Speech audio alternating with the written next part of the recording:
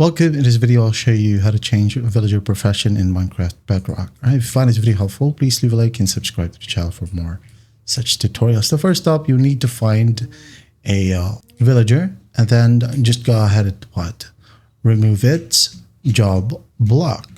So for example, let's just go ahead and find a farmer right here. As you can see, you got this job block.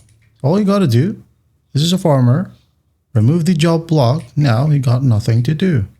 You might be wondering where he went, right? So he is now a regular villager. So to give him a job, all you got to do is just press E and then find a workbench. Okay. You have here a lectern.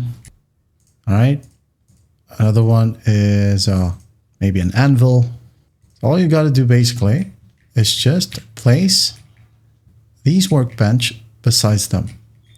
Just like so. This one this one got attracted to the anvil. Now he works for the lectern, but now he works for the lectern.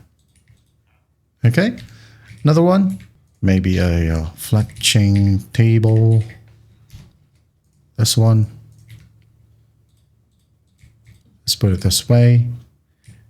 And this guy is now working for the fletching table. Okay. That's basically how you do it.